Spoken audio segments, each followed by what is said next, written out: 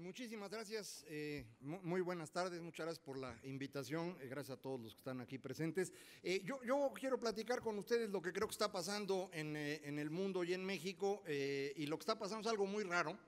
Si ustedes se sienten en una situación extraña, tienen toda la razón. Estamos viviendo algo que ningún ser humano había vivido anteriormente, y esto exige que pues empiece yo con un poquito de contexto, porque si no, no se puede entender lo que está ocurriendo. En cuanto nos permitan ver la presentación va a ser más fácil para que les pueda yo plantear lo que creo que es relevante entender de lo que está pasando en el mundo, y con base en ello qué es lo que creo yo que va a pasar en México. ¿Sí me pueden poner la presentación, por favor, un día de estos? Ay, cuando sea su voluntad. ¿No? Ahí está. Es que si no, no puedo, necesito la presentación. Y digo, voy a tener que hablar con un contexto bastante amplio, no voy a dedicar tanto tiempo, pero es un contexto un poquito raro, tengan paciencia, porque eso es realmente lo que nos va a permitir entender qué es lo que está ocurriendo en este momento, de qué tamaño es la transformación que estamos viviendo, y con base en ello hablar de México, la coyuntura y lo que espero que pase hacia adelante. Entonces, déjenme empezar literalmente desde el principio. Los seres humanos tenemos 200,000 años de existir. Y en esos 200,000 años hemos roto con el pasado en muy pocas ocasiones. Lo hicimos hace 20,000 años cuando inventamos la sociedad, y gracias a ello pudimos inventar la agricultura. Hace 6,000 años aprendimos a escribir y con esto pudimos empezar a construir ciudades. Hace 3,500, 3,000 años inventamos el alfabeto, y eso nos permitió construir mejores historias y gracias a ello construir imperios.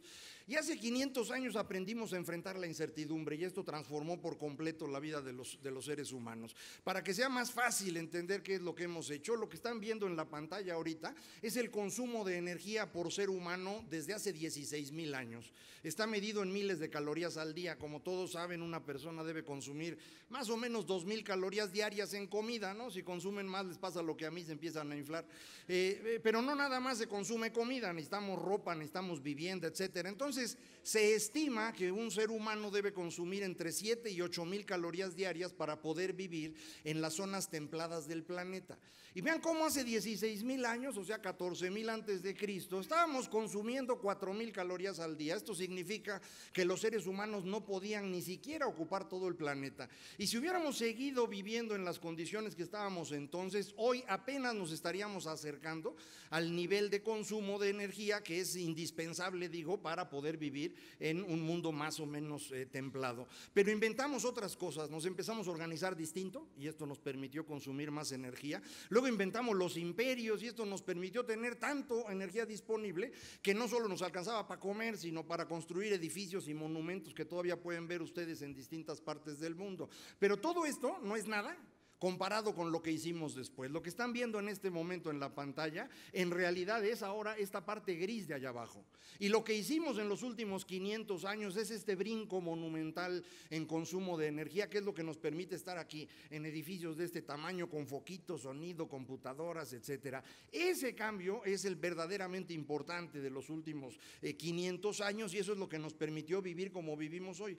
¿Cómo es que los seres humanos nos organizamos para poder consumir energía y producir y demás? Bueno, la clave de los seres humanos es que nosotros nos comunicamos.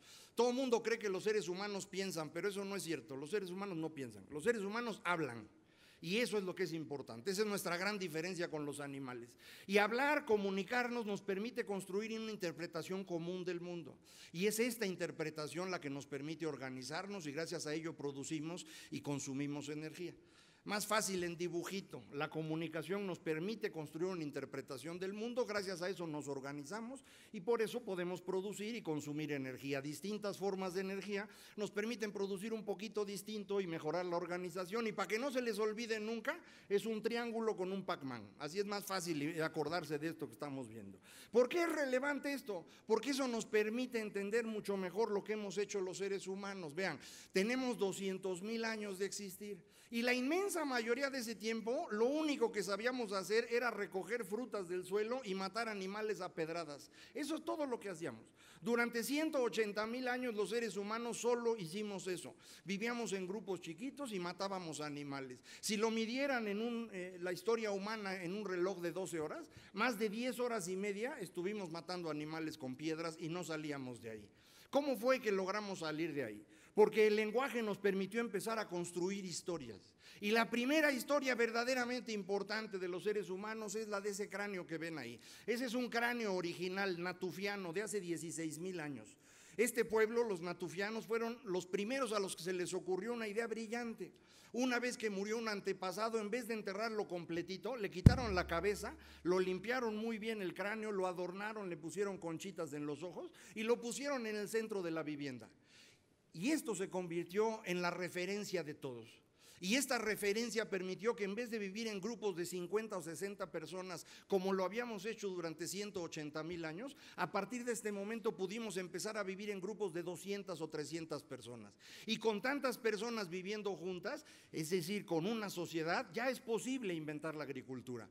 Es al revés de lo que todo mundo cree. No es la agricultura la que construyó la sociedad, es la existencia de la sociedad la que nos permitió empezar a sembrar.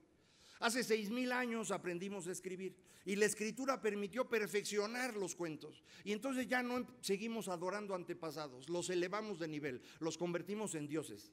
Y entonces cada ciudad empezó a inventar su dios y con los dioses que se iban juntando entre ciudades fuimos construyendo estas inmensas mitologías o religiones del pasado. Fue precisamente la existencia del dios lo que permitió la existencia de la ciudad.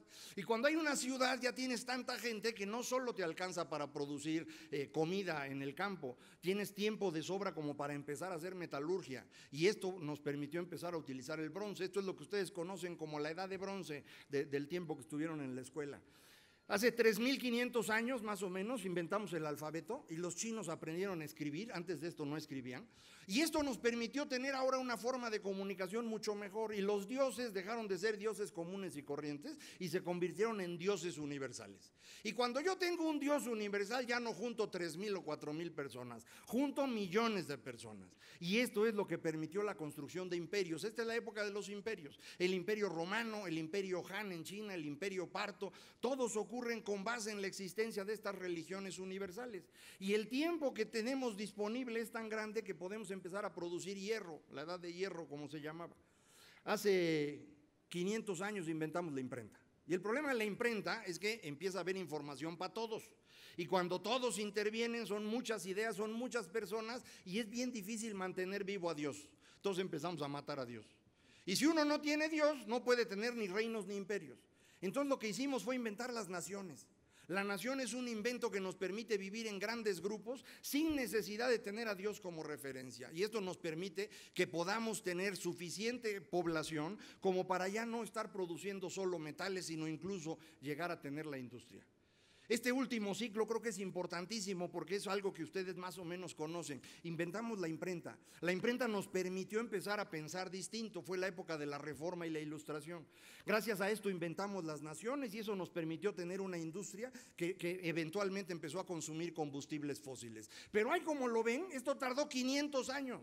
No es una cosa de un día para otro, 500 años. A mediados del siglo XV inventamos la imprenta, a mediados del siglo XVI empieza en serio la reforma. En 1648 inventamos las naciones. La revolución industrial normalmente se fecha hacia 1780, pero fue hasta mediados del siglo XIX que empezamos a consumir combustibles fósiles. Para 1900 inventamos la electricidad y el motor de combustión interna. Y eso nos permitió organizarnos distinto al extremo de que creamos el estado de bienestar. Y ahora todo el mundo cree que el estado de bienestar es lo normal y piensan que eso debe seguir existiendo siempre. Pues no, el estado de bienestar es una organización muy particular de los seres humanos que solo existió del fin de la Segunda Guerra Mundial al fin del siglo XX, ya se acabó, ya no puede seguir existiendo. Pero es lo que pensamos que es normal porque es lo que aprendimos, ¿me explico? Entonces la forma como nos organizamos es lo que nos permite ir creciendo y esta organización depende esencialmente de cómo nos comunicamos. Vean lo que hicimos en estos últimos 200 años, multiplicamos la riqueza del mundo por 100 veces. No por 2 o 3, por 100 veces en 200 años. Si lo miden por persona, lo multiplicamos por 14. Cada ser humano hoy es 14 veces más rico de lo que eran los seres humanos en 1800. Cada mexicano es 14 veces más rico de lo que eran los mexicanos cuando nos independizamos. ¿Y por qué lo logramos? Porque aprendimos a enfrentar la incertidumbre. Nos dimos cuenta que la incertidumbre no es un enemigo, sino una herramienta.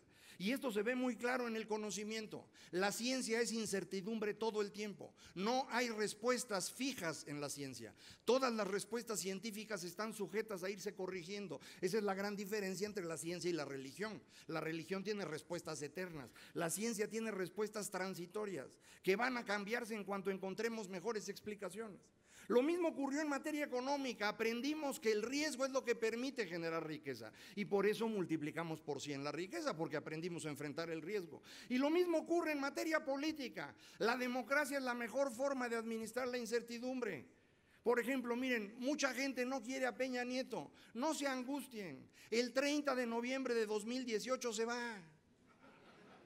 Y el que sigue puede ser peor, pero tampoco importa. El 30 de noviembre de 2024 se va a ir igual.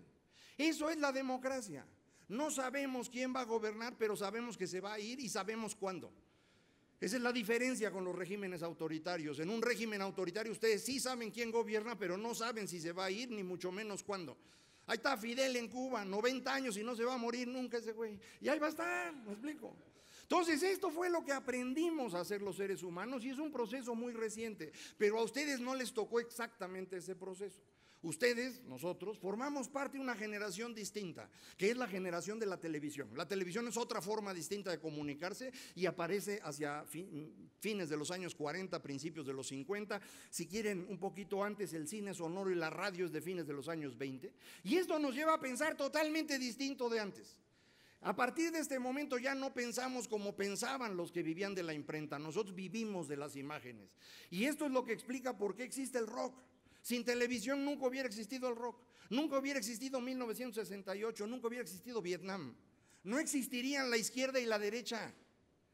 La forma de interpretar el mundo en izquierda y derecha es posterior a la Segunda Guerra Mundial, antes de eso no era así. Y ustedes creen que es lo normal y todo lo que se imaginan, se lo imaginan en términos de izquierda y derecha, es decir, de los dos grandes polos que había en el mundo. Pero eso solo existió de fines de la Segunda Guerra Mundial a fines del siglo XX. A esta forma de organización correspondió una forma de producción distinta, la producción en masa, que nos permitió movernos a hacer bloques comerciales y después, propiamente hablando, la globalización. Y esto llevó consigo un consumo de energía cada vez más eficiente, a pesar de lo que todo el mundo cree. Desde los años 90 todos los países industrializados son más eficientes en el consumo de energía. No nos dimos cuenta de eso por China. China entra a producir de manera brutal a partir del año 2000, es extraordinariamente ineficiente en materia energética y entonces estuvo jalando petróleo y carbón y gas natural de todo el mundo y los precios se nos fueron para arriba y todo el mundo pensaba que se nos iba a acabar la energía. Pues no, fue al revés. En 2014 China deja de crecer y ¿qué pasa hoy con los precios de la energía? Pues están por los suelos y ahí van a seguir. ¿Por qué? Pues porque ahora somos mucho más eficientes en la producción de energía. Y esto nos hubiera llevado, más o menos en estas fechas, a ir cerrando el círculo y a construir sobre eso. Pero ya no ocurrió así. Y ya no ocurrió así porque entramos a un nuevo ciclo. Y por eso les digo, ustedes son la única generación de seres humanos que va a estar viviendo estos dos momentos. Y por eso nos sentimos tan fuera de lugar. Porque a partir de 1995 arrancan las tecnologías de información y comunicaciones. Si quieren 94, que es cuando aparece Internet y los celulares empiezan a ser accesibles, o si quieren 2006, que es cuando las redes sociales realmente son hegemónicas. A partir de ese momento pensamos distinto. ¿En qué pensamos ahora? Pues en cosas bien raras. Le puse ahí derechos sociales, entre comillas, pero pues nomás por ponerle algo. A ver, ¿cuál es el tema que más hemos discutido los 2 últimos años en todo el mundo? El matrimonio de personas del mismo sexo. ¿A quién le importa eso? Pues a quien le gustan las personas del mismo sexo. ¿Cuántos son? Yo no sé, pero los estudios indican que 8% de las mujeres y 12% de los hombres prefieren a alguien de su mismo sexo. Es decir, el 10% de la población realmente está interesada en el tema del matrimonio de personas del mismo sexo, pero lo discutimos todos. ¿Por qué? Porque las redes sociales permiten eso. Todos los temas que estamos discutiendo hoy en el mundo son temas de minorías. Minorías que se pueden organizar gracias a las tecnologías de información y comunicaciones y pueden llevar sus temas a la agenda pública. Digo, no es exactamente lo mismo, pero conceptualmente en términos de comunicación es igual. La gente que no le gustan las corridas de toros, pues siempre ha habido gente que no le gustan. Había 2 aquí en el DF y 1 en Guadalajara y otro en Monterrey y nadie los pelaba porque eran re poquitos. Pero ahora se pueden comunicar a través de las redes y se pueden organizar y se convierten en un grupo, y cuando hay un grupo hay política. Y entonces esto significa que la política tiene que estar reaccionando a temas que se construyen en las redes sociales a partir de grupos minoritarios. No nada más el asunto del matrimonio de personas del mismo sexo, no nada más el tema de las corridas de toros. Están los animalistas que afirman que los animales son más importantes que los seres humanos. Están los veganos que dicen que no comen carne, y los peatones, la gente que le gustan las bicicletas, cualquier cosa que se les ocurra a ustedes. Pero ninguna de esas cosas es un tema que pueda explicarse en términos de izquierda y derecha. En consecuencia, izquierda y derecha en todo el mundo se están derrumbando, porque no pueden tener respuestas a estos temas. Y entonces todos los partidos grandes de izquierda y derecha del mundo se están hundiendo, todos. Y esto es lo que explica el por qué existe alguien como Donald Trump, o por qué existe Bernie Sanders, o por qué existe Podemos en España, o 5 Estrellas en Italia, o el Frente Nacional en Francia, o el Partido Independentista del Reino Unido, o Alternativa para Alemania. Todos son grupos extremistas que nunca hubieran tenido sentido en el viejo mundo que todos nosotros vivimos, pero que ahora son la única respuesta que encuentra la gente. Y la gente empieza a votar por ellos. Entonces esto nos va a llevar a organizarnos distinto, y a esa organización distinta le va a corresponder una forma de producción distinta que le estoy llamando The Internet of Things, ahorita explico por qué, y también una forma distinta de producir y consumir energía. Déjenme un poquito más de detalle en lo que está pasando hoy, de este último ciclo, porque creo que es importantísimo para entender lo que está pasando en el mundo. ¿Qué pasa con la información? Bueno, pues la información ahora se mueve en tiempo real, literalmente. Todos ustedes saben lo que ocurre en el mundo en el momento que ocurre. Eso no era así en el otro ciclo. Los que vivimos en la época de la televisión sabemos que teníamos que estarnos esperando todo el día para ver el noticiero en la noche, porque ahí salían las noticias. Uno sabía que pasaban cosas en el mundo, pero no sabía cuáles ni cómo hasta que no veía el noticiero. ¿Quién ve hoy un noticiero en la noche? Nadie. ¿Qué le vas a ver al noticiero si ya sabes todo? Sí, por eso Televisa cambió. Digo, aprovecharon que ya Joaquín estaba viejito, se deshicieron de él, y aprovecharon, se deshicieron de mí, que estaba yo de comentarista, y entró la señora Merkel. ¿Y qué es lo que hace Denise Merkel? No lee noticias. Denise Merkel hace reportajes, es decir, está dando información adicional, no está leyendo las noticias. Y a mucha gente no le gustó porque lo que querían era que leyeran las noticias. Pero esos son los viejitos, y los viejitos se van a morir pronto, no tienen importancia, ¿me explico? No es solo que la información viaje en tiempo real. Todos los consumidores de información hoy son productores de información. Y esto significa que cada uno de nosotros y que cada uno de los grupos está elevando sus ideas a nivel de la agenda pública. Y entonces ya no se puede controlar el flujo de información. En el ciclo anterior, acuérdense, controlar 2 cadenas de televisión y un par de periódicos nacionales permitía controlar toda la información de un país. Lo hacíamos en México, pero lo hacía también Estados Unidos. Los países europeos tenían un solo canal de televisión que era propiedad del Estado para que no hubiera ni discusión. Y entonces controlaban la agenda los políticos y nos decían para dónde íbamos. ¿Qué es lo que pasa hoy? Que nadie puede controlar la agenda pública y está brincando todos los días, y los políticos tienen que reaccionar frente a ello y no pueden. Y entonces ustedes creen que los políticos de hoy son peores que los de antes. No son peores, son iguales. Nada más que nadie puede responder a la velocidad a la que se mueve la agenda pública hoy. Y esto lo que significa es que hay un volumen de información brutal. Vean, puse estas cifras, pero son para pantallar, no les hagan caso. Miren, lo importante es esta gráfica. Este es el porcentaje de personas conectadas a Internet. En 1995 era 0. Hoy el 50% de los seres humanos está conectado a Internet. Eso significa que del otro lado de su aparatito hay 3.500 millones de seres humanos. Cualquiera de ustedes puede comunicarse ahorita con 3.500 millones de seres humanos. La inmensa mayoría no les va a entender porque habla otro idioma, pero eso no es un asunto grave, se está resolviendo con los sistemas de traducción. Ustedes podrían comunicarse con 3.500 millones de seres humanos. ¿Y con cuántos se comunican? Con los menos posibles. Es decir, lo que estamos haciendo es nada más comunicarnos con quienes piensan y hacen lo mismo que nosotros. Para eso ponemos nuestra página de Facebook y nuestra dirección de Twitter o Instagram o lo que sea. Y ahí nada más llegan nuestros amigos a opinar. Y si alguno de ellos dice una cosa que no nos gusta, vámonos, güey, lo desapareces. Deja de existir en un instante, ¿me explico? Y entonces, ¿qué es lo que ocurre? Una paradoja increíble. El momento en el que los seres humanos se podrían comunicar con más personas en toda la historia de la humanidad es el momento en el que los seres humanos deciden construir islas de personas que solo piensan y hacen lo mismo que todos ellos. Es decir, nos vamos agrupando en islas cada uno de nosotros y vamos generando aislamiento. Y al aislarnos, lo que estamos haciendo es romper la comunidad. Y sin comunidad el asunto es totalmente distinto. En los años 60, por ejemplo, luchábamos en el mundo por los derechos civiles. Esta es la gran lucha de Martin Luther King. En los años 80 luchamos por los derechos humanos, acuérdense, fue la transición a la democracia de América Latina, incluyendo México. Hoy, ¿por qué luchamos? Pues hoy luchamos, como dicen los jóvenes, por you only live once. Es decir, no me importan los demás, mi vida es lo único importante. Es decir, el sistema de comunicación que nos permite comunicarnos con más personas en toda la historia nos está convirtiendo en los más egoístas.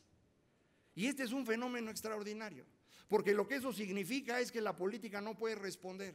No hay respuestas porque izquierda y derecha ya no tienen sentido. Izquierda y derecha servían para resolver los problemas de la época de la televisión. Izquierda y derecha ahorita no sirven. Entonces la gente no tiene respuestas. Y cuando la gente no tiene respuestas le da miedo. Y cuando la gente tiene miedo a la incertidumbre, lo que hace es regresar a sus creencias, a lo que realmente cree, a lo que está en lo profundo de su corazón. Y en lo más profundo de nuestro corazón no somos buenas personas los seres humanos. Le tenemos mucho miedo a los otros. Y entonces esto es lo que explica el por qué crece el racismo y por qué crece el pleito contra la migración, porque les tenemos miedo a los demás. Y hay demagogos que aprovechan eso para con ello tratar de alcanzar el poder. Ese es el caso de Donald Trump, pero es el caso de muchos otros en el mundo. Es un fenómeno natural. La gente está teniendo miedo. No es un problema económico, es un problema que tiene que ver con esta angustia que le da a las personas no entender lo que está pasando en el planeta. Esto va a significar un cambio en producción también, ¿no? Ya todos conocen los robots, la tercera dimensión, el internet de las cosas, pero el asunto es más interesante todavía. Se va a acabar el empleo, no va a haber más empleos. Los empleos que hay en el mundo hoy son todos los que va a haber y se van a hacer cada vez menos. ¿Por qué? Pues porque no necesitamos que trabajen 8 horas diarias las personas, ¿no? Ya nadie trabaja 8 horas diarias, ¿no? Todo el mundo dice que sí, que trabaja más, no es cierto. Se la pasan chateando, se la pasan viendo páginas en internet, se toman un café con el de junto, nadie trabaja 8 horas. Entonces esto ya no tiene futuro. No quiero decir que no vaya a haber trabajo va a haber de sobra, lo que no hay es empleo. Me refiero al empleo como esta cosa donde uno trabaja 8 horas diarias, 5 días a la semana a cambio de un sueldo y prestaciones y jubilación. Eso ya se acabó y no vuelve a existir. Y esto angustia a muchas personas porque están esperando empleos. No va a haber empleos, hombre, piensen distinto. Trabajo hay de sobra, pero no de 8 horas diarias y menos con pensión garantizada. Hay que ir ahorrando cada uno de nosotros. Se van a acabar las profesiones. No voy a meter mucho aquí porque todo el mundo se enoja, ¿no? Pero contadores, ¿cómo para qué necesita uno contadores? El SAT ya tiene toda la información de ustedes. ¿Cuánto facturaron en ventas? ¿Cuántas cosas compraron y les facturaron? ¿Cuánto dinero tienen en sus cuentas bancarias? ¿Cuánto tienen en sus tarjetas de crédito? Y por eso el SAT en abril mandó 25 millones de declaraciones prehechas para que todo el mundo dijera sí o no, ¿no? Y si decían sí y tenían saldo a favor, en 5 días les depositaban. Y decían sí y tenían saldo en contra, ese mismo día les quitaban la lana y asunto resuelto. Digo, sí necesitas contadores para cosas en serio, ¿no? Planeación, contabilidad de costos, pero necesitas 3, no 30,000. Entonces esto va a ir cambiando. Los médicos, no hay médico que pueda tener en la cabeza la literatura especializada de su área, de su especialidad, no hay. Las computadoras sí lo pueden hacer. Entonces esto va a ir cambiando notoriamente y los seres humanos nos vamos a tener que dedicar a cosas distintas de las que hacíamos. Especializarnos sobre todo en servicios, que es donde tenemos futuro. Por ejemplo, en educación, aunque cada vez menos, cada vez hay menos gente disponible para educar, ya no nacen personas. El único continente donde crece la población hoy en el mundo es África. Todos los demás continentes reducen su población. Algunos están estables, otros la reducen. ¿Por qué nacen en África? Yo no entiendo, si no hay nada que hacer ahí, pero ahí es donde nacen, ¿no? Salud, ahí sí vamos a tener muchísimo mercado porque la raza ya no se muere, ¿no? Y hay que andarla pastoreando y se van a necesitar un montón de enfermeros, enfermeras, terapeutas, todo tipo de cosas de esas. Entretenimiento y comunicación. ¿Por qué? Porque si la gente ya no trabaja 8 horas, tiene un montón de tiempo libre. ¿Y qué puede hacer un ser humano en su tiempo libre? Nada más 2 cosas, entretenerse y comunicarse. Todos los que le venden al entretenimiento y la comunicación están vendiendo lo que quieran. Eso es la razón por la cual Twitter y Facebook valen lo que valen. Eso es lo que explica por qué los deportistas profesionales ganan en millones de dólares. Hace 40 años un deportista profesional ganaba lo mismo en cualquier otra profesión. Un mecánico, un ingeniero, un maestro ganaba lo mismo que un futbolista. Hoy un futbolista gana en millones de dólares. ¿Por qué? Porque ustedes no tienen nada que hacer. Y entonces prenden la tele para ver el fútbol y el béisbol y el americano y los señores ganan una fortuna. Es más, miren, si ustedes se dedican a hacer telenovelas, se pueden construir la casa que quieran, ¿se dan cuenta? Es cambio tecnológico. El cambio en producción implica un cambio en energía. Se acaba el petróleo. No quiero decir que se acaba el petróleo, se acaba la era del petróleo. Es como las piedras, ¿no? La edad de piedra no se acabó porque no hubiera piedras, ahí sigue habiendo piedras. Lo que pasa es que ya no tenían utilidad. El petróleo lo mismo. Hoy tenemos más petróleo que en cualquier otra época de la historia, pero ya no lo necesitamos mucho. Entonces va a ir reduciendo el consumo de petróleo en el tiempo y esto implica que el petróleo no vuelve a subir de precio. Entonces, si ustedes tienen una empresa petrolera, por favor, desháganse de ella lo más pronto posible. Esto no tiene futuro. ¿Dónde está el futuro energético? En la electricidad. La electricidad no es una energía, como todos saben, es una forma de mover energía de un lado a otro, pero permite producir en grandes plantas mucho más eficientes.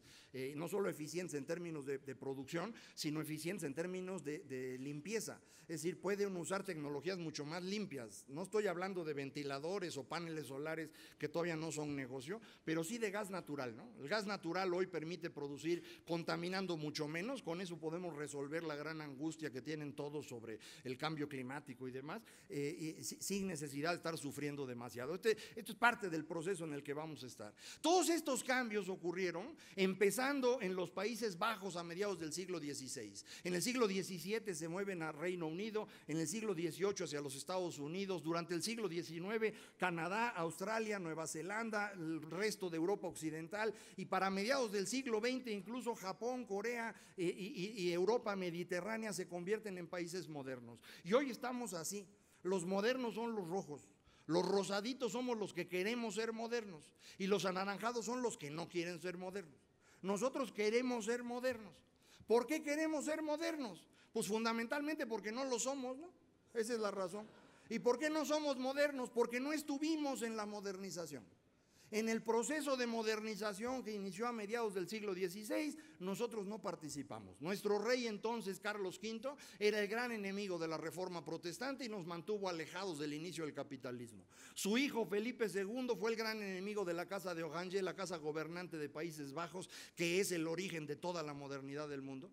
Y 200 años después, cuando Napoleón disemina las ideas de la modernidad por toda Europa, incluyendo España, nos independizamos. ¿Para qué nos independizamos? Para que no nos llegaran esas ideas extrañas. O sea, el cuento de Hidalgo y Morelos y Bolívar son cuentos, ¿eh? La razón de la independencia de América Latina es evitar que la modernidad que se estaba propagando por toda Europa fuera a llegar aquí con nosotros. ¿Por qué? Pues porque eso implicaba la pérdida de privilegios. Entonces preferimos que no pasara eso. Y América Latina siguió siendo un lugar de privilegios los siguientes 200 años. Y por eso hoy América Latina es el continente más desigual del mundo. Es el continente más violento del mundo y es el continente más corrupto del mundo. Porque no quisimos modernizarnos. Y entonces, mientras aquellos países dedicaron 500 años a transformarse, nosotros empezamos a intentarlo hace 25. Y luego ustedes quieren que funcione. Pues no. O sea, si cuesta 500 años... a lo mejor se los dejan en 100, en 50, pero en 25 no sale, no hay manera, me explico. Vean cómo era México, ¿por qué no hemos logrado salir de ahí? Pues porque nosotros no podemos entender la incertidumbre aún.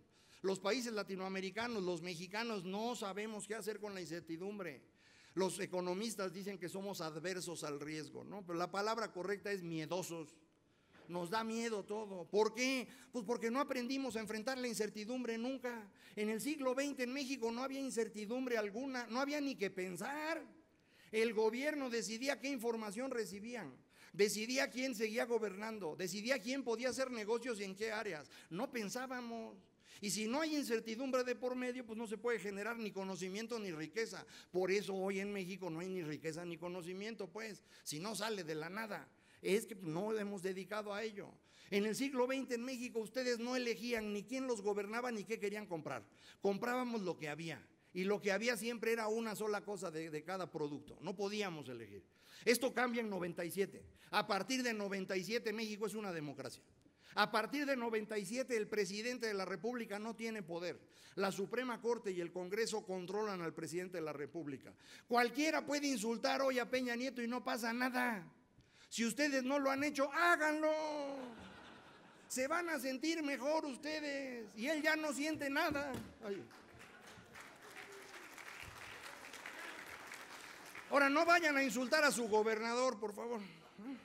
Los gobernadores sí tienen poder. Cuando el presidente de la República pierde el poder, hay varios grupos que empiezan a capturar ese poder, algunos sindicatos del Estado, algunos empresarios oligopólicos, el crimen organizado y los gobernadores. Y entonces insultar al gobernador sí puede ser peligroso, ¿no? En el norte del país insultan al gobernador y se les acaban los negocios. En el sur los matan, entonces no lo hagan, no es buena idea. Ahora, ya estamos trabajando en acabar con los gobernadores, ¿no?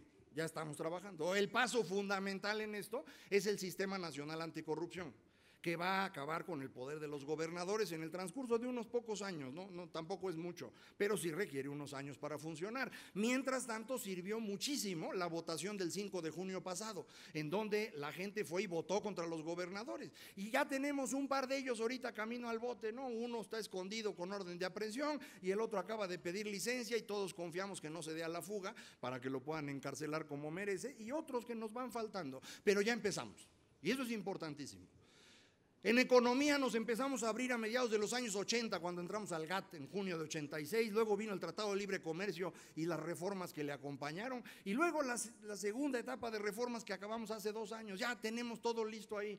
Lo que nos falta todavía es cambiar la mente de los mexicanos, pero eso tarda un rato, ¿no? Ahora, mucha gente dice, sí, ya hicimos esto, pero no ha servido para nada. Vamos a ver numeritos, a ver si ha servido. Miren, estas son las exportaciones de los países latinoamericanos, medidas en miles de millones de dólares al año. México es la raya roja, la verde es Brasil, la café es Venezuela, azul fuerte es Chile, azul clarito es Argentina, ahí están los demás. México hoy exporta el equivalente a toda América Latina sumada. En 1990, como pueden ver en la gráfica, las exportaciones de México eran similares a las de cualquier país latinoamericano. En 25 años pasamos de ser un país más de América Latina a ser un país equivalente a todos ellos juntos, ¿me explico? Eso es lo que hicimos, no es una cosa menor. Es decir, México está exportando el equivalente a todos ellos juntos. Y no solo exportamos eso, sino que nosotros exportamos manufacturas, cosa que nadie más puede hacer en América Latina. Por eso ahorita todos están sufriendo. Brasil se contrae 4%, Chile 1%, Colombia a duras penas puede crecer, Argentina anda en ceros. ¿Por qué? Porque nada más venden materias primas. Y las materias primas están baratas y van a seguir baratas 12 años. Eso es más o menos lo que dura el ciclo bajista de materias primas. Y ahí se van a quedar. Nosotros ahí andamos. Ahora, mucha gente dice, sí, pero son las grandes empresas y el pueblo vive en la miseria. Pues digo, sí hay pobreza en México, pero no somos el país más pobre de América Latina. Chile y Argentina están mejor que nosotros, los demás están peor. Y en materia de distribución del ingreso, bueno, América Latina es el continente con la peor distribución de ingreso del mundo, eso no hay duda. Pero dentro de América Latina, México no es el peor país, ni mucho menos. En términos de ingreso, México es el país más rico de América Latina, solo después de Chile, medido en dólares constantes o en dólares de paridad de poder adquisitivo. En términos de tamaño de la economía, solo hay 2 economías en América Latina, México y Brasil. Los demás son re chiquitos, miren. Y ahí parecía que Brasil ya se nos iba, ¿no? En los últimos 10 años dijeron que nosotros éramos unos burros y ellos eran unos genios. Hubo empresas transnacionales que nos trajeron brasileños para dirigir porque eran unos genios, ¿se acuerdan? Bueno, ha llegado el momento de la venganza. De aquí en adelante, si se encuentran un brasileño, por favor, de mi parte, pregúntenles, oye, mano, ¿cómo van las cosas por allá? Nada más. Y siéntense a verlo llorar 2 horas. 2 horas. O sea, Brasil es una tragedia en este momento, ¿no? No solamente tienen el problema político que ustedes conocen, sacaron una presidenta, el que entró no sabe qué hacer, a Lula lo van a procesar, sino que además tienen un problema económico significativo. Brasil no va a volver a crecer en muchísimo tiempo, no tiene cómo. Nada más puede vender materias primas y las materias primas se venden baratas y tienen un costo de pensiones de 10 puntos del PIB, 3 veces lo que paga México. No tienen cómo salir de ahí. Nosotros en cambio ahí vamos, dando lástimas, pero ahí va parejito, ¿no? Ustedes se quejan de su 2% de crecimiento. Pues es el mejor crecimiento este año en buena parte del mundo. Es más que Estados Unidos, es más que cualquier país europeo, es más que cualquier país latinoamericano grande. Entonces, nomás que les encanta quejarse, me cae. Pero vean, o sea, lo que hemos hecho en 25 años no ha estado tan grave. A lo mejor se quejan por el asunto político. Entonces, dejen ver qué es lo que pasa en la política nacional según mi perspectiva, para lo cual inventé hace unos años esto que es el mapa de las bolitas. Aquí voy a poner a los principales actores de México de acuerdo a su orientación económica en el eje horizontal y política en el eje vertical. En materia económica, de este lado están los que creen que el Estado debe dirigir la economía y hacia allá los que creen que el mercado es el que debe hacer eso. Y de abajo hacia arriba, conservadores y liberales en el sentido clásico del término. Conservador es aquel que cree que el Estado debe intervenir en la vida privada de las personas. Liberal es el que cree que cada quien debe hacer lo que le dé la gana. Voy a poner al ejército en el centro para tener la referencia y voy a poner el mapa político de México en el momento que Peña Nieto tomó posesión, inicios de diciembre de 2012. Ahí está Peña Nieto y junto a él las pelotitas del PRI. Las dos chiquitas que están pegadas a Peña son Miguel Ángel Osorio Chong y Luis Videgaray. Luego allá a un ladito está Manlio Fabio Beltrones y arribita hay un grupo que le puse las siglas de Miguel de la Madrid, que son en realidad los tecnócratas que se hicieron en ese sexenio y por eso les puse así. Y allá arriba el resto del PRI. El PAN en 3 pelotitas, acababan de perder la elección, entonces quedaba el Yunque, que es el grupo extremo del PAN, digámoslo así, el grupo de Felipe Calderón, y en la X todos los demás, ¿no? Que estaban hechos bolas en ese momento por la derrota. Aquí en este extremo de color colorado, las organizaciones campesinas y la izquierda radical, estos están de colorado porque con ellos no se puede hablar, es a balazos. Pero son poquitos, así que no tienen mucha importancia. La Unión Nacional de Trabajadores, el grupo sindical más importante de México en 2012, hoy prácticamente no existe. Nueva Alianza, que era la maestra del Bester, ¿se acuerdan del Bester? Existía en 2012, hoy no existe. En el PRD había 2 grupos, los Chuchos o Nueva Izquierda, y Marcelo Ebrard, que existía en 2012 y hoy ya no existe. De color anaranjado, porque está entre amarillos y rojos, Andrés Manuel.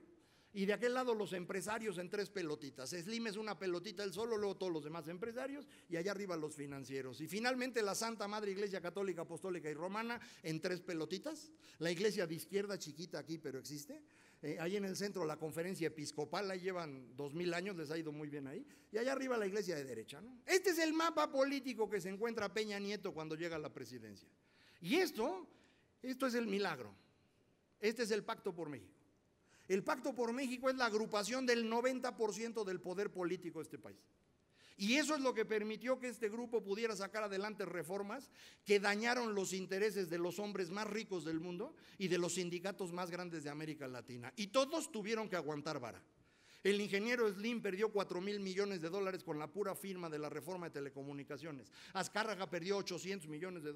Los maestros perdieron sus privilegios de toda la vida y los petroleros van a perder su empresa. Y todos tuvieron que aguantar vara. Del día que entró Peña Nieto al día de hoy, Slim ha perdido más de $25,000 millones. Pues por eso está enojado, hombre.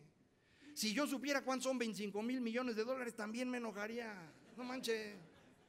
¿Qué fue lo que hizo este grupo del Pacto por México? Porque no nos damos cuenta de lo que hicimos. Vean, estas fueron las reformas que hicimos. Hicimos una reforma a la ley de amparo para equilibrar poder público con poder privado. Luego, en materia de capital humano, una reforma laboral y una educativa. En materia financiera, la reforma financiera, la fiscal, la de lavado de dinero, una reforma de competencia, la reforma de telecomunicaciones, una reforma energética muy profunda, un nuevo Código Nacional de Procedimientos Penales que no existía, una ley de derechos humanos, un sistema nacional anticorrupción y una nueva ley de transparencia. ¡Ahí nomás! 12 reformas profundísimas en 18 meses. Nadie nunca en la historia había hecho esto, no en México, en ninguna parte del mundo. Esto no se hace. Esto solo se hace después de una guerra civil o una invasión. En tiempos de paz nadie hace modificaciones de este tamaño. Nosotros lo hicimos.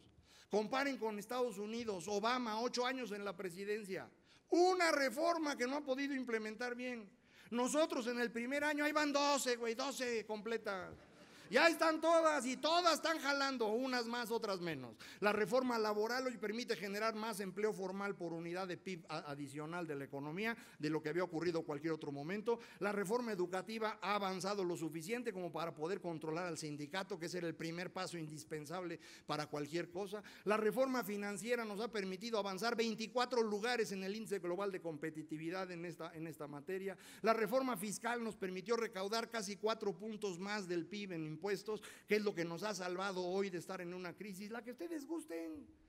Todas han servido, no sirven perfectamente, pues no, güey, las hicieron hace 2 años, pero estas nos van a permitir crecer más. ¿Por qué todavía no terminamos? Porque lo de abajo es en lo que estamos y esa parte todavía es muy difícil de resolver. Ahora, estos cambios implican un cambio en la política nacional. Entonces, los empresarios ahora ya no los voy a medir así como los puse, ahora los divido en 2 grupos. Los empresarios de verdad, los que arriesgan para generar riqueza, y los que viven de privilegios, los que hicieron su riqueza al amparo del Estado en el siglo pasado y que siguen viviendo de eso todavía. Estos grupos de izquierda que mencioné hace ratito desaparecen, ya no existen. Andrés Manuel se come los restos de eso y un cacho del PRI para hacer Morena, ahí está. Peña Nieto empieza su camino de salida, se tiene que ir y entonces empieza a achicar, y esto lo aprovecha Videgaray para tragarse a los tecnócratas, hacer un grupo más grande, y Manlio se come al resto del PRI para hacer también un grupo grandote. En el PAN ahora hay 4 pelotitas, el Yunque y Felipe se achican un poco y aparecen otras 2, la que está de este lado es Rafael Moreno Valle, el gobernador de Puebla que quiere ser presidente, y la pelotita en el centro es Ricardo Anaya, el presidente actual de ese partido. ¿Qué más ocurre? El PRD se pone nebuloso. Ahí está. Y aparecen los independientes, ¿no? Los puse por orden alfabético: Alfaro, el de Jalisco con Movimiento Ciudadano, el Bronco, Cloutier, todos los demás. Ahí está. Bueno, esto que están viendo no sirve para nada. Ya dije hace rato, pensar en términos de izquierda y derecha no sirve. Pero para ustedes es natural, por eso lo ven y dicen, pues sí, pues no. Esto es pensar en el pasado. No podemos seguir pensando en términos de izquierda y derecha porque eso no tiene sentido. Hay que pensar distinto. ¿Cómo le hace uno para pensar distinto? Pues primero le cambia uno el color, si no, no puede uno pensar distinto. Entonces lo pongo anaranjado en homenaje a la casa de Orange, la casa gobernante de Países Bajos, que es el origen de toda la modernidad. Y para el que no sepa, esa es la razón por la cual la selección holandesa de fútbol juega de este color. Entonces, cuando menos eso ya aprendieron hoy, ¿no? Lo importante no es el color, lo importante es que mido, ¿no? Y ahora ya no voy a medir de izquierda y derecha, ahora voy a medir de las creencias a la incertidumbre, y este es un mapa que va a servir para cualquier sistema político de seres humanos en cualquier momento de la historia y espacio del mundo, de las creencias a la incertidumbre, y de abajo hacia arriba las reglas. Aquí abajo las reglas más estructuradas y sólidas que existen, que son las instituciones, y arriba la ausencia absoluta de reglas. Anomia es la palabra bonita para decir no hay reglas. Y entonces ahora tengo que reacomodar a los actores políticos. Por ejemplo, el ejército es evidentemente de instituciones, va por ahí. Los empresarios, ahora queda más claro qué significan las 2 pelotitas. Los emprendedores que enfrentan el riesgo para generar riqueza, y los que están aquí, los que viven de privilegios. La iglesia es evidentemente de creencias. El Partido Acción Nacional ocupa un espectro más o menos amplio porque tiene panistas muy tradicionales como los del Yunque y otros mucho más liberales como los del grupo de Ricardo Anaya o del grupo de Felipe Calderón. El PRI en el centro, ahí están siempre para ver si sobreviven, ¿no? Esa es su estrategia normal. El PRD lo muevo en esta dirección y ahí van los independientes. Este es el mapa político de México. Y estos que están en el área roja, no está el área roja, estos que están en el área roja son los que yo creo que se oponen a las reformas. Y el porcentaje que ven ahí fueron los votos que obtuvieron en 2015. Y es nada más para que vean que los que están en el área roja no alcanzan a juntar 40% de los votos. Es decir, no hay manera que las reformas se echen hacia atrás. No se pueden revertir las reformas. Hacerlo requeriría juntar otra vez 90% del poder político. Eso no vuelve a pasar en México jamás. No ha pasado prácticamente en ninguna parte del mundo, insisto, en tiempos de paz. Aquí no vuelve a pasar. ¿Podrían echar atrás una reforma? Pues sí, si juntan 60% del voto, traen 40%. O sea, ni se angustien, las reglas van a seguir en esa dirección. Y déjenme explicar qué significa cada cuadrito para tener una idea más clara de qué estamos haciendo. El cuadro de allá arriba Creo que esto tiene foquito, miren, este cuadro de acá es en donde tenemos incertidumbre sin reglas. Incertidumbre sin reglas es la tragedia, es la anarquía absoluta. Eso es Venezuela, para que tengan una referencia. Este espacio de acá en donde tenemos creencias sin reglas es el espacio de la demagogia. Eso es lo que hizo Donald Trump. Donald Trump rompió las reglas del Partido Republicano hablándole a las creencias de sus votantes. Y es lo mismo que está intentando hacer ahorita, romper las reglas de la democracia estadounidense hablándole a los votantes. Todo parece indicar que ya no lo logró, pero esa es la amenaza. Acá abajo tenemos creencias con reglas. Ese es el espacio natural de los seres humanos, ahí hemos vivido toda nuestra historia y ahí vivió México en el siglo XX. Y el espacio de allá, en donde hay incertidumbre pero con reglas, es el espacio del avance. La ciencia es eso, incertidumbre con reglas. La democracia es eso, incertidumbre con reglas. Entonces, ese es el espacio al que hay que moverse. ¿Qué pasa durante este año, durante 2016? En 2016 ocurre lo siguiente: el PRI pierde la elección intermedia, como todos saben, entonces el PRI se hace chiquito. De hecho, Manlio Fabio y Luis Videgaray, uno podría decir, ya no debían estar en el mapa porque ya no existen. Pero ya ven que esta raza aguanta todo, ¿no? Entonces los dejé ahí, ya para diciembre, si no los vuelvo a ver, ya los quito. Pero de momento ahí están, no vaya a ser que regresen. El gran ganador de la elección de este año fue Ricardo Anaya, indudablemente, ganó 7 de 12 elecciones y esto le costó tanto a Rafael Moreno Valle como al grupo de Calderón. Y esa es la razón por la cual ustedes ven hoy en todos los medios a Moreno Valle y a Margarita. Moreno Valle y Margarita están ya muy chiquitos dentro de Acción Nacional. Técnicamente hablando, yo diría, hoy ya les ganó Ricardo Anaya. Entonces lo que están tratando de hacer es desde afuera ganarle a Anaya.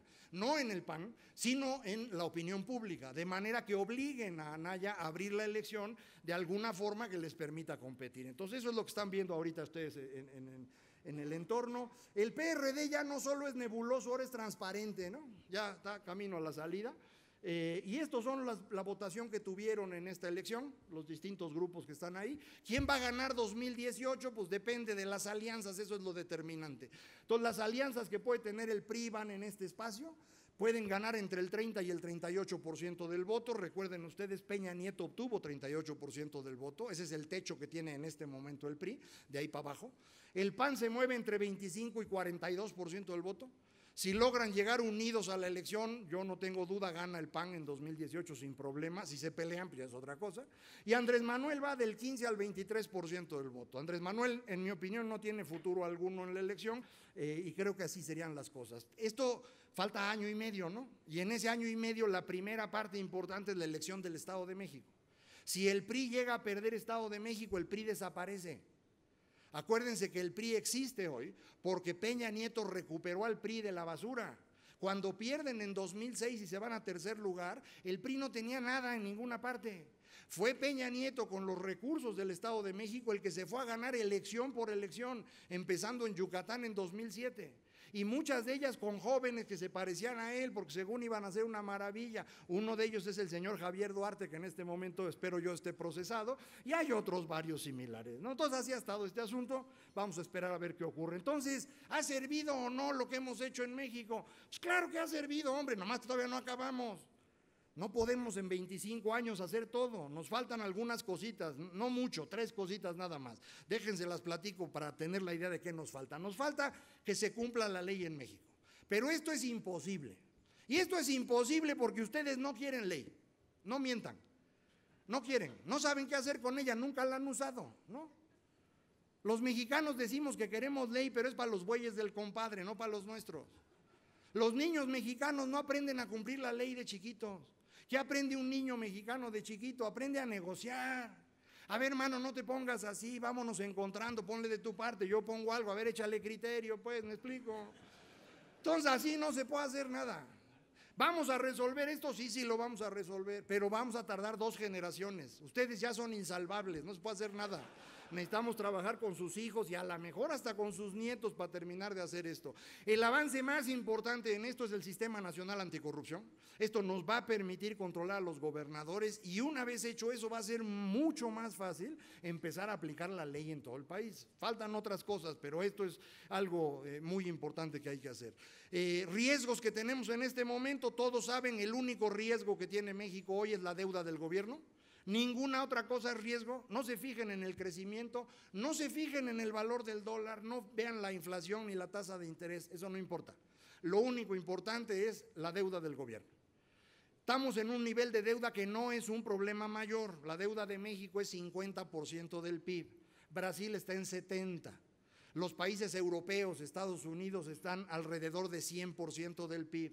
China, a partir del rescate que va a hacer estos días de sus empresas paraestatales, va a llegar probablemente a 200% del PIB de deuda de gobierno, y Japón ronda casi los 300% del PIB de deuda. Pero nosotros estamos en 50%. El asunto es que no podemos crecer mucho más. Entonces, ¿cómo se resuelve el que ya no haya más deuda? Pues que no haya un déficit. Y eso es lo que está haciendo el gobierno con su propuesta de contraer brutalmente el gasto.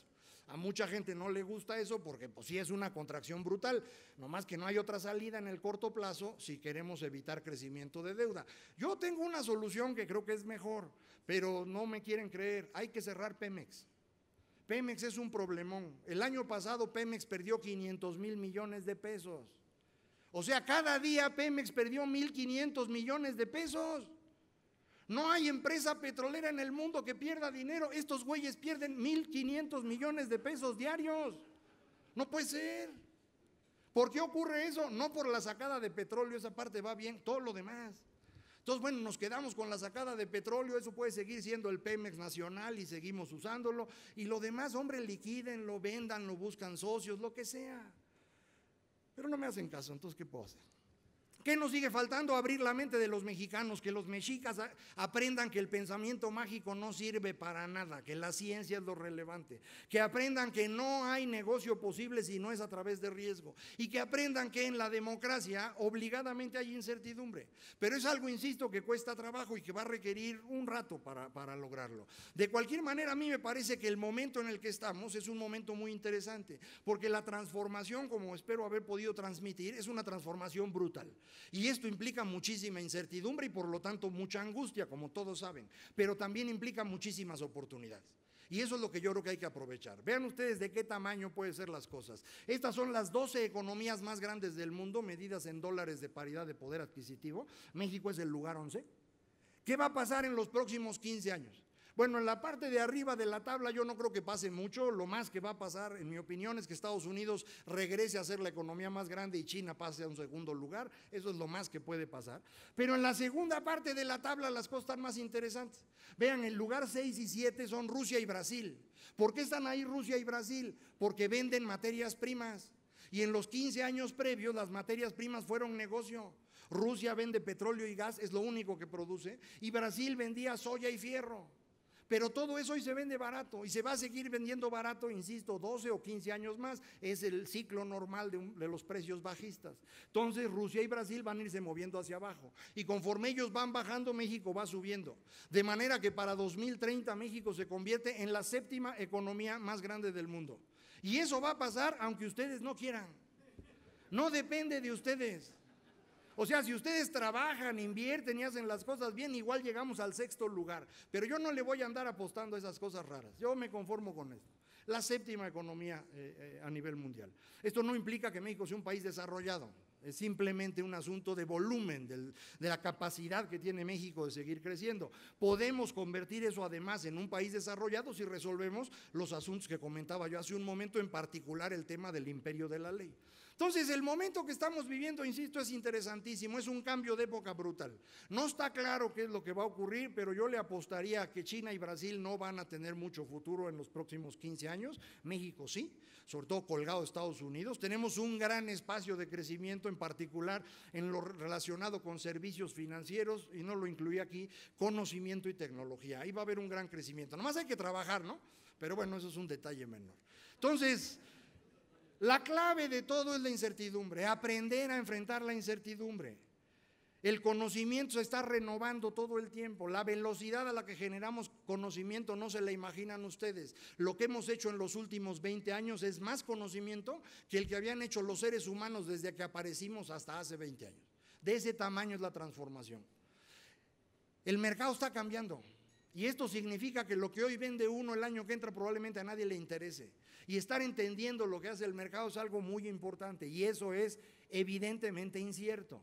Y el poder va a estar cambiando de manos continuamente, pero tampoco es importante. Tarde o temprano todos se van. Mientras las reglas funcionen, lo demás, ustedes pueden vivir tranquilos. En un mundo de incertidumbre como este, lo que yo creo que hay que hacer, y esa es mi sugerencia, es no tengan metas muy fijas. No se angustien con eso. Pongan una referencia general y concéntrense en aprovechar lo que el camino les está ofreciendo. Tener una meta muy fija en un entorno de tanta incertidumbre como el que tenemos hoy es, creo yo, una condena al fracaso, una receta para fracasar. En cambio, la flexibilidad es lo que les puede dar, me parece, una competitividad necesaria para los siguientes años. Muchísimas gracias a todos.